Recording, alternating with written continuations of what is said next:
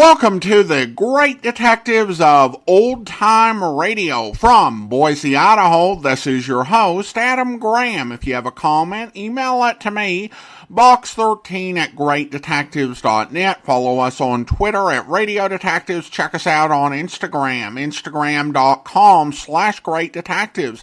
If you're enjoying the podcast, please follow us using your favorite podcast software. Today's program is brought to you in part by the financial support of our listeners. You can support the show on a one-time basis, support.greatdetectives.net, or become one of our ongoing Patreon supporters for as little as $2 per month by going to patreon.greatdetectives.net. Well, now it is time for this week's adventure with the Falcon. The original air date, February 18th, 1951, and the title is The Case of the Superfluous Murder.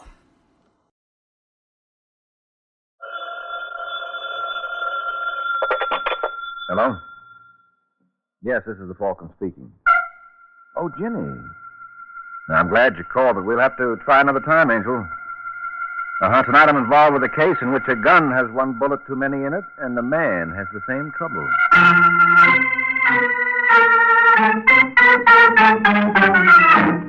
This is Jack Costello, friends, inviting you on behalf of the Kraft Foods Company to listen to the adventures of the Falcon, starring Les Damon. You met the Falcon first in his best-selling novels. Then you saw him in his thrilling motion picture series. Now join him on the air when the Falcon solves the case of the superfluous murder.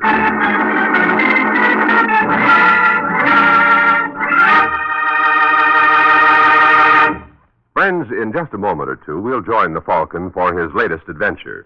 But first, let me tell you about 9 ways you can save time in the kitchen. Just discover the 9 handy Kraft cheese spreads and enjoy snacks and sandwiches, salad toppings, and appetizers that are really easy and quick to fix. There are sharp-tasting Kraft cheese spreads and mild-tasting ones, too. You can depend on them all to be delicious. And, of course, you can depend on them to be the finest quality because they're made by Kraft. Try some of these handy helpers tomorrow. Take home several of the 9 famous Kraft cheese spreads.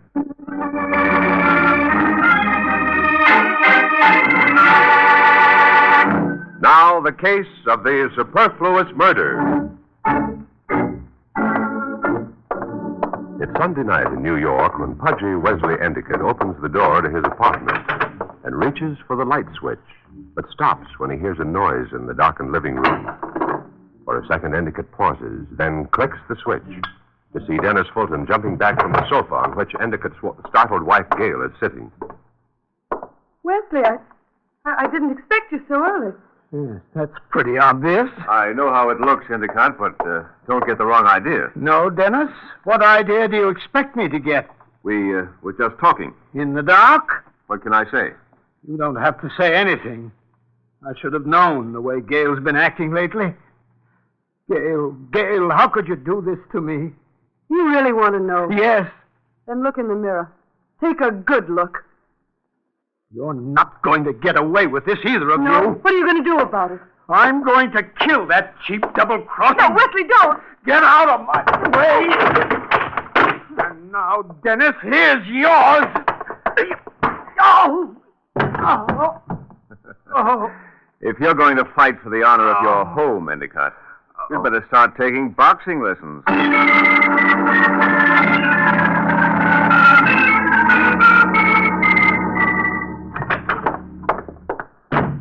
Yes, sir. What can I do for you? I want to see Endicott. Who shall I say is calling? You don't need to say anybody's calling. I'll announce myself. But you can't... I said I can. Out of the way. Just a moment now. Mr. Endicott won't like that. Hello, Endicott. Oh, Mr. I Mayo. tried to stop him, Mr. Endicott, and he wouldn't tell me what he wanted. It's all right, Shepard. It's all right. I know him. Oh, well, you said you didn't want to be disturbed, and I didn't know. He wouldn't give his name. All right, Shepard. Get back to your desk.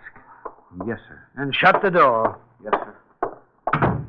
And now, Mr. Mayo, what's the idea of upsetting Shepard like that? You could have let him announce you. You mean I could have let him tell me you weren't in? I didn't feel like a runaround. I don't understand. You don't understand. I see somebody close one of your eyes for you. Would you like me to make it unanimous? As a matter of fact, I don't much care. I learned last night that my wife... There's another man. Nothing much matters anymore. Well, your personal life is one thing. This is business, and it matters. Especially this check of yours. What? What about it?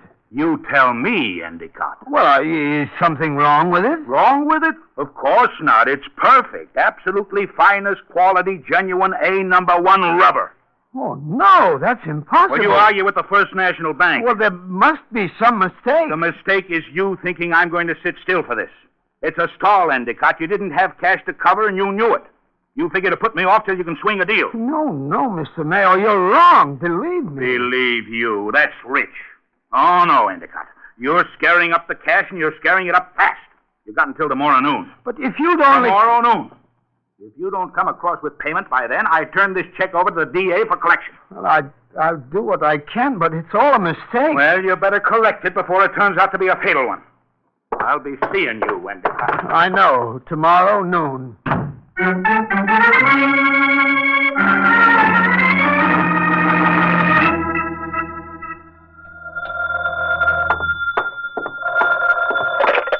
Hello? Hello, Michael Waring? Yeah? Aren't you the detective known as the Falcon? Yes, this is the Falcon speaking. Well, this is Wesley Endicott. I'm sorry to call you at home, Mr. Waring, but I couldn't find your office listed. Or maybe that's because I don't have one. Oh, you work out of your home? Mm-hmm.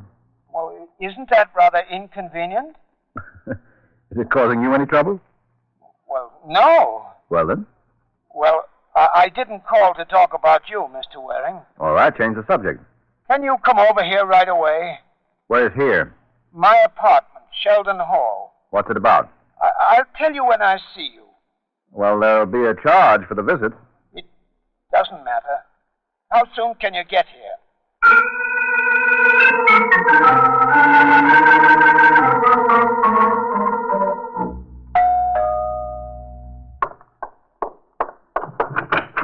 Yes? Mrs. Endicott? Yes. I'm Michael Waring. Is that supposed to mean something to me? If you listen to the radio. I must hear the wrong programs. What do you want? Well, didn't your husband tell you?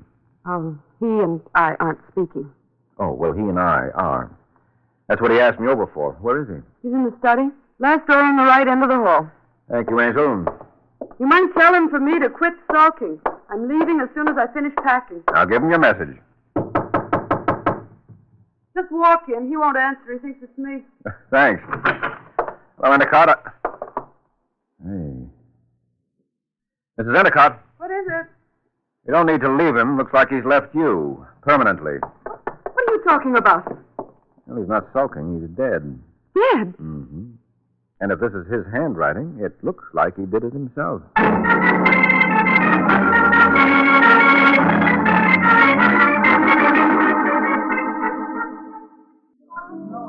Hello, Waring. Oh, Sergeant Corbett. Well, this is indeed a coincidence. Sit down and join me in a knockworth. Coincidence. I've been looking for you, Waring, as if you didn't know. As if I didn't. You reported the Endicott body. So I did. Why didn't you hang around till I got there? Well, Corbett, I didn't know you cared. I've got questions. Well, it's all in the note. He says he was betrayed, so he killed himself. But who betrayed him? No, I wouldn't know. The note says he hired you to get proof for him. It also says he changed his mind after calling me. He had all the proof he needed for his own satisfaction. That's why he decided to kill himself. I still want to know who betrayed him. Now, don't tell me you're the inquisitive type, Corbett. It's my job. Homicide's your job. This is suicide. Is it? Unless that note wasn't in Endicott's handwriting. I showed it to 3 experts. What did they say? All agreed it's definitely Endicott's pen pushing. Well, then what more do you want? He's found with a gun in his hand. That's right, Waring. And a suicide note in his own handwriting. That's right, Waring. So, Corbett, how come you're still asking questions? Because I don't happen to have the answer to this one. Who killed him? Corbett, you just... I said he wrote the note. I said he had a gun in his hand. But Waring, the gun in his hand was never fired.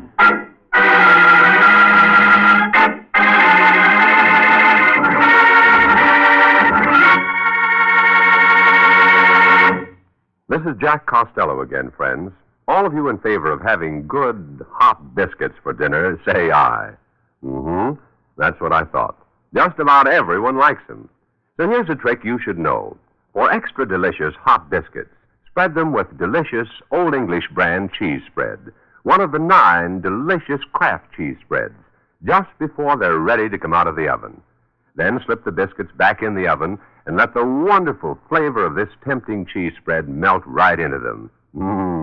You'll have some of the best-tasting biscuits you ever enjoyed, because Old English brand cheese spread is so good. It's made of fine, sharp, aged American cheddar cheese for really wonderful eating. And it's smooth, creamy smooth for easy spreading. And, of course, like all 9 Kraft cheese spreads, Old English brand is a wholesome dairy food, made from only the finest, purest ingredients. Try it for grand snacks and sandwiches, too. And try Smokell and Roca and all the 9 Kraft cheese spreads. Look for them in colorful, gay, tulip-patterned drinking glasses. Collect a whole set while you enjoy the delicious Kraft cheese spreads. You know, the Kraft cheese spreads are so delicious, they're America's favorites. So be sure you get the cheese spreads made by Kraft.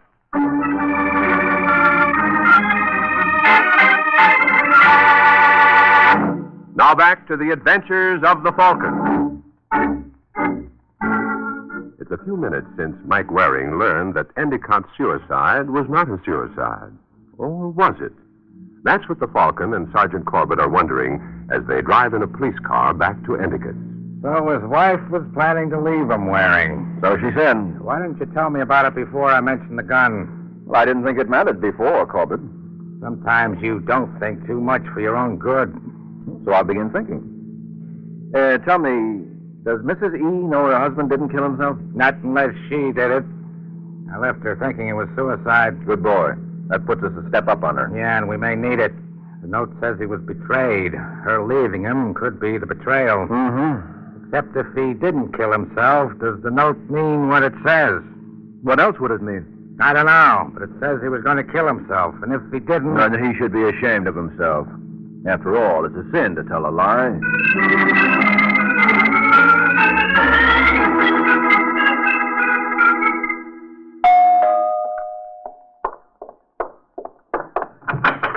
Oh, Sergeant Corbett and Mr. Waring. What is it now? A few more questions I want to ask you. I thought that was all finished. I've just been talking to Waring. He opened a new can of peas. Do we come in? All right, I guess so. Thanks. Now, what is it? Just that Waring tells me you were going to leave your husband. Oh, no, that's not so. Oh, wait a minute. You told me... Well, I was just talking. We had a little spat. It didn't mean anything. You said you were packing. I often threatened to leave. I didn't mean it. Wesley knew it. This had happened often before. It had nothing to do with his death. You don't think constant fights with you... But we always made up. Believe me, it didn't mean anything. What was the little spat about? Money. I wanted a new coat. Wesley said he couldn't afford it. He said business had been bad. I didn't see how it could have been that bad, or he'd have said something about it before. Oh, he said his business was bad. Mm-hmm. Mrs. Endicott, when I was here before, I asked you if you knew any reason why your husband would want to kill himself. You said you couldn't think of any. I couldn't. Don't you call bad business a possible reason? But I just told you I didn't believe he was telling the truth. Oh, Corbett, there's one way to find out if he was. Let's look into Endicott's business, shall we? Maybe we'll find it's dead, too.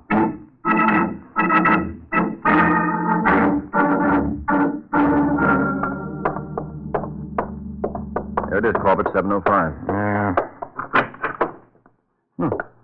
Nobody in here. Mrs. Endicott said Endicott's assistant would be here. Maybe he's in the back office.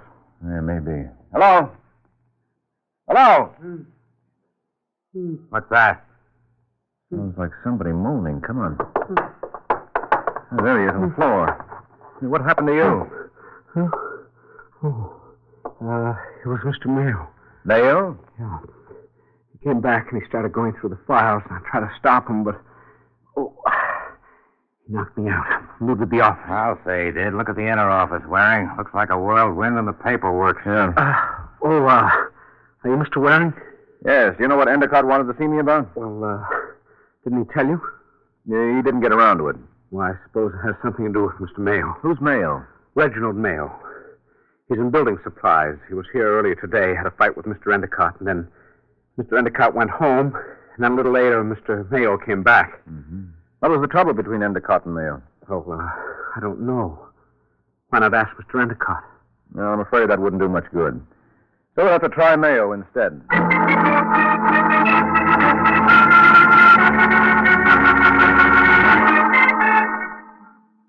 Mr. Mayo?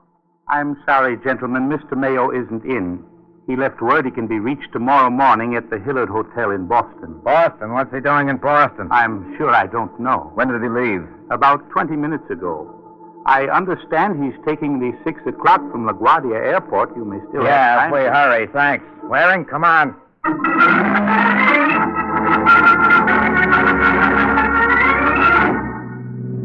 Well, this does it, Waring. Mayo's trying to get away, clinches it. It does? Sure. How about the Boston address? Why would he leave that if this is a runout? Well... And the plane he's taking, would he point arrows for us? Well, maybe it's a bluff. Maybe that's not his plane. Well, what are we hurrying for? Because we can't take chances. And stop smirking. Who's smirking? All right, Waring, you don't like the way I do things. You got any bright ideas? No, Corbett, I haven't. He admits it yet. Not a single idea. Not even any wrong ones.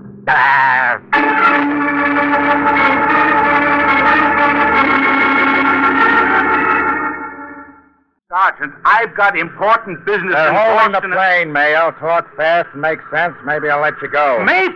I'm What's telling this you... important business anyway? Conference. Tomorrow morning, 10 o'clock. What's with you and Endicott? Why? I'll ask the question. Well, at least you You can want to come- miss the plane? All right. All right. I did business with Endicott. Got him some materials that are hard to get hold of. Had plenty of bids for it, but took his. Then his check bounces. You wonder why I'm sore? Oh, the check bounced. That's right. So you push him around. I didn't push him around. I just warned him he'd better make good on that check by tomorrow noon or there'd be trouble. Except tomorrow noon you plan to be in Boston. I didn't know that this morning. This Boston business came up sudden. Yeah, didn't it, though? The murder wouldn't have anything to do with it, I suppose. Murder? What murder? Endicott's. What?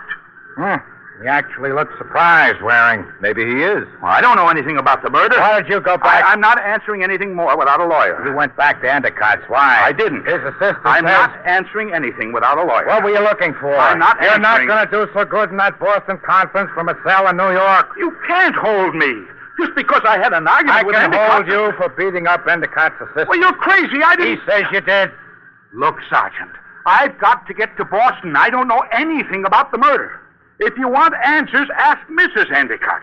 She can tell you more than I can. What gives you that idea? She was seeing another man. Yeah, who says so? Endicott. All right, we'll check on that. But now, Mayo, I have nothing more to say. And you can sit in the cell until you think of something. Look, I gave you a lead. Oh, don't I... thanks. Now get moving.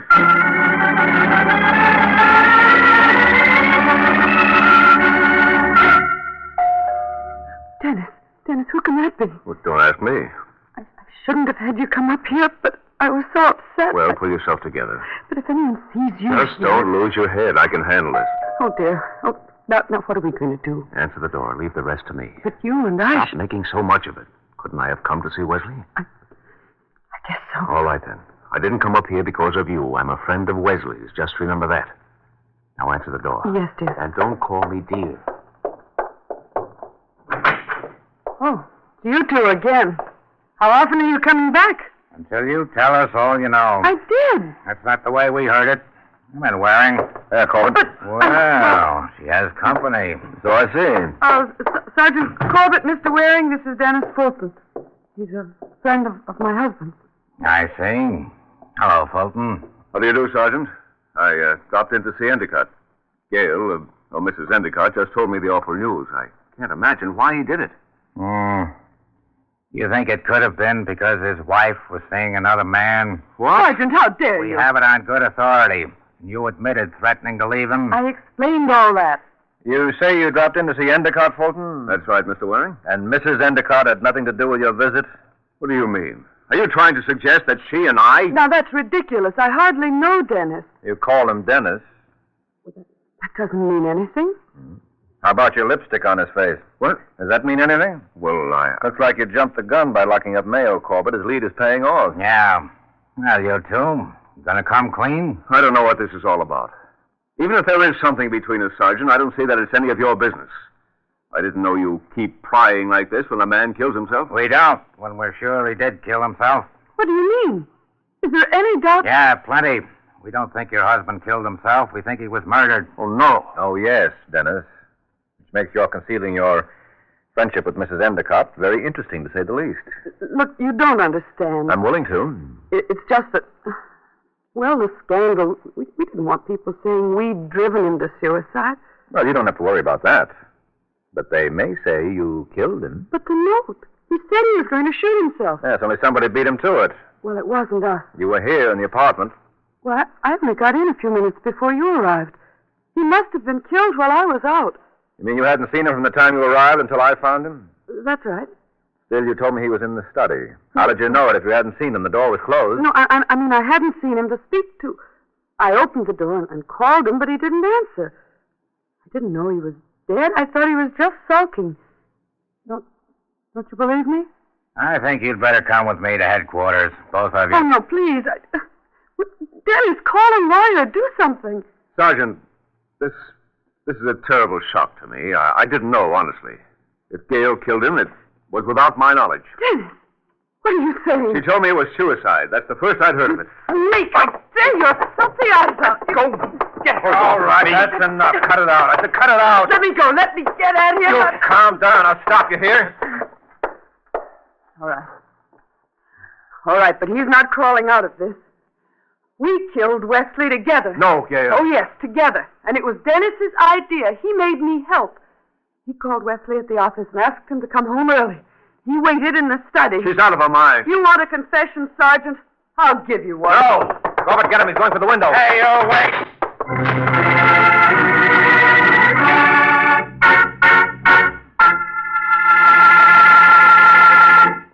This is Jack Costello again, friends.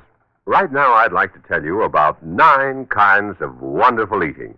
That's right.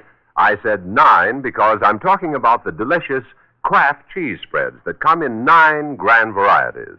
There are delightfully mild-tasting ones like Kraft pineapple cheese spread, Kraft relish, and Kraft olive pimento. And there are sharp-tasting kinds, too, such as Kraft cheese and bacon spread, Roca, and Kraft Limburger. They're all delicious, all wholesome dairy products, and all so handy for making quick, easy snacks and sandwiches. Always keep your refrigerator stocked with several of the 9 delicious Kraft cheese spreads.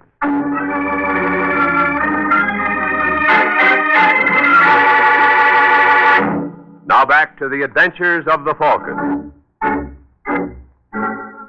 A few hours have passed since Dennis Fulton beat a hasty retreat from Gail Endicott's accusations. Gail has signed her confession and is being held. Mayo has been released. There's an alarm out for Fulton. There's nothing much more for Mike to do on the case, or so he thinks, so he's returned home. He's settling down with the pipe and slippers when he goes to the door, opens it, and finds himself looking at Dennis Fulton and a gun. Get back inside, Waring. I am inside. Away from the door, and no quick moves. All right. That's better. Just keep your hands where I can see them, and we'll get along fine. I don't know that I want to get along. You're not exactly my type. I didn't come for chit-chat, Waring. I have a proposition. Yeah? I didn't kill Endicott. I didn't know anything about it.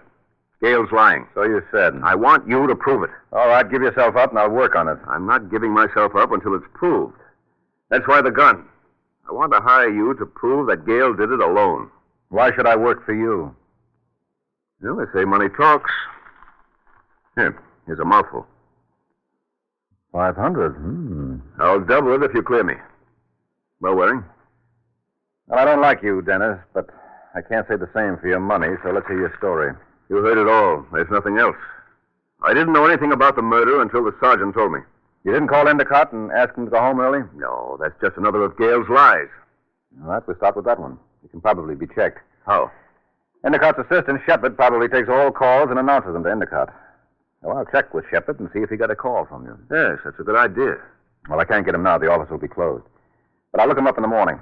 All right, Waring. In the meantime, if you want to stay here... Oh, no, thanks, Waring. I don't trust you, and you don't trust me, so I'd have to keep my finger on the trigger. Under the circumstances, I don't think it would be comfortable for either of us. Yeah, I see what you mean. So I'll call you tomorrow. So long, Waring.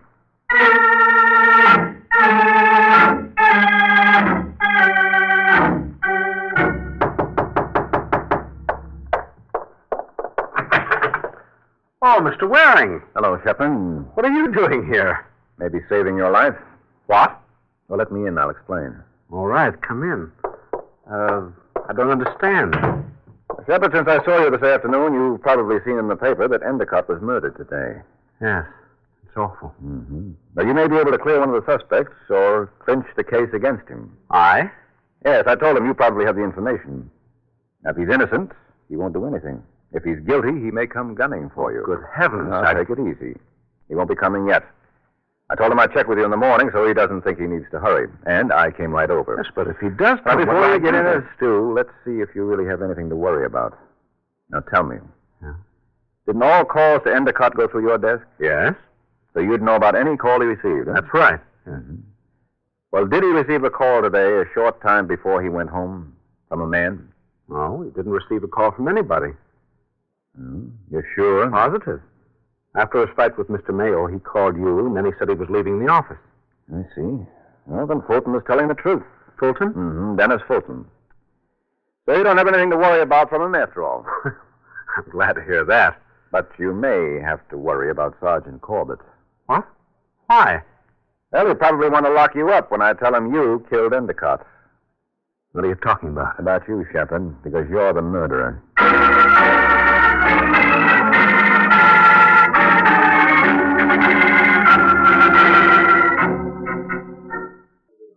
Well, we've wrapped up another one, Corbett. Have we? Shepard admitted the shooting, didn't he? So what? Endicott wrote a suicide note, but he didn't kill himself. Mrs. Endicott said she killed him, but she didn't kill him. Shepard said Mayo attacked him. Now he says Mayo didn't attack him. He was lying to throw suspicion on Mayo. What's one more confession worth? Well, I think Shepard's will stand up. Mrs. Endicott only confessed because Fulton started crawling and left her holding the bag, so she wanted to get him no matter what it cost her. The woman scorned, yeah. Mm-hmm. And as for Endicott, he really intended to kill himself. But Shepard saved him the trouble. If we can believe Shepard. No, it all ties up. He'd drawn out the company's money for his private use, so when Endicott's check bounced, Shepard knew Endicott would get him for embezzlement. Mm-hmm.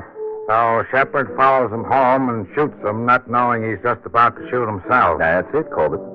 He overheard Endicott phoning me to get information, so as soon as Endicott hung up, Shepard stepped into the room and shot him as Endicott turned, and then beat it without noticing the gun in Endicott's hand. If we can believe Shepard. Still not convinced, Corbett? On this case, no. All right, how about the clue that tipped me to Shepard? What clue, Waring? Shepard overheard Endicott's phone call to me. Now, he said Endicott made it from the office. But when Endicott talked to me, he said, "Can you come over here?" and gave me his home address. That meant he was calling from home, not from the office.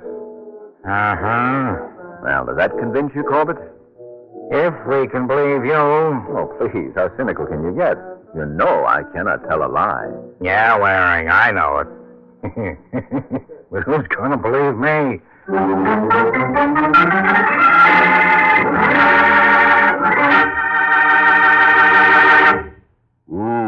It tastes so good. And it tastes so good because it's always fresh. That's Parquet margarine made by Kraft. Yes, next time you shop, pick up a pound of this good-tasting, fresh-tasting margarine. In states where the law permits, get yellow Parquet, already colored in quarters and ready to serve in its new Flavor Saver aluminum foil wrap. Elsewhere, get the regular package or handy Color Quick bag. It's the margarine that tastes so good because it's always fresh. Parkay. Parquet margarine, made by Kraft.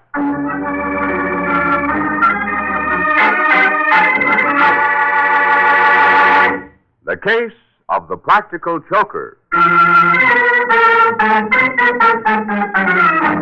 The Case of the Practical Joker. That's the title of next week's adventure of the Falcon, when Mike Waring learns that when some gag men go to work, their clients can choke to death. So be sure to listen at this same time next week to another exciting adventure of the Falcon, brought to you by the Kraft Foods Company. The Adventures of the Falcon are based on the famous character created by Drexel Drake, produced by Bernard L. Schubert, Written today by Jerome Epstein and directed by Richard Lewis. Music was by Arlo. Les Damon was starred as the Falcon, with Ken Lynch as Sergeant Corbett. Be sure to hear The Great Gildersleeve next Wednesday evening over most of these stations. In next Wednesday's broadcast, Gildy comes face to face with an hilarious problem and solves it in a way that will keep you laughing for days. Remember the show, the time, and the place. The Great Gildersleeve, next Wednesday evening over most of these stations. Check your newspaper for a time of broadcast. This is Jack Costello speaking for the Kraft Foods Company. Fred Allen, Edwin, and B. Lilly join the big show today on NBC.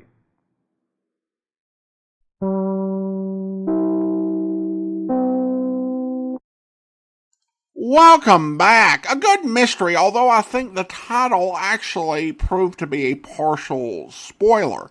When you heard the victim's state of mind, you know the solution would involve the fact that he was planning to kill himself already, but was interrupted by the person who killed him. But there are always so many moving parts with the Falcon mystery and so many different twists in the solution, it can't be said to spoil a plot entirely. It also does seem there's a recurring theme of people being surprised at the Falcon operating out of his apartment rather than having an office. He was doing work from home before it was cool or we even had Zoom. Although, to be fair, he probably picked it up from Nero Wolfe, although his standard of living doesn't quite seem up to Wolfe's level. We also got another winking reference to being on the radio. It's not at the level of Bob Bailey's Johnny Dollar, where eventually it becomes a plot point for a few episodes, but it's kind of more on a Sam Spade level, but still worth noting. Alright, well, listener comments and feedback now, and we start out on YouTube, and I got a comment here from Rancer regarding the case of the bellicose boxer. And he says, miss the Kraft commercials. Well, thanks so much, and I'd agree. There were a couple of episodes there where there just weren't commercials. Now, obviously, we have programs that are from the Armed Forces Radio Service that don't have commercials in them. But there are also some that are from the network recordings where, for whatever reason, the commercials have been cut out or lost. So we do the best we can, but as we heard today, the Kraft commercials were not gone for good. Well, now it's time to thank our Patreon supporter of the day, and I want to go ahead and thank April. April has been one of our Patreon supporters since February 2017, currently supporting the podcast at the Detective Sergeant level of $7.14 or more per month. Thank you so much for your support, April, and that will actually do it for today. If you're enjoying the podcast, please follow us using your favorite podcast software. And if you're enjoying the podcast on YouTube, be sure to like the video, subscribe to the channel, and mark the notification bell. All those great things that help YouTube channels to grow. We'll be back next Monday with another episode of The Falcon, and coming next Wednesday, we'll begin Broadway's My Beat, but join us back here tomorrow for Bulldog Drummondware. Yeah. What's the matter, Denny? The telescope doesn't seem to be focused properly. I tried to adjust it, and now I can't see anything. Wait, I'll fix it for you. Hey, you shouldn't have turned this way. That's the elevation. How's it now? Why, I'm looking at the roof of an office building. Oh, great Scott. What is it? Something is being raised to the top of the flagpole up there. Captain Drummond, this man has swindled me. This isn't a telescope at all. There must be a device inside which shows a shocking motion picture instead of the stars. You're nuts. Let me fix it then. Don't touch it, please. I'll look into the telescope. Go ahead. I don't know what you'll see after this guy monkeyed with it, but this glass is okay. The man's right, Denny. There's nothing wrong with his telescope. But, sir, did you see the same thing? Yes, Denny. A woman in a crinoline dress and a bonnet is hanging by the neck from the flagpole on top of that office building. I hope you'll be here then. In the meantime, send your comments to box13@greatdetectives.net. Follow us on Twitter at Radio Detectives and check us out on Instagram, instagram.com/Great Detectives. From Boise, Idaho, this is your host, Adam Graham, signing off.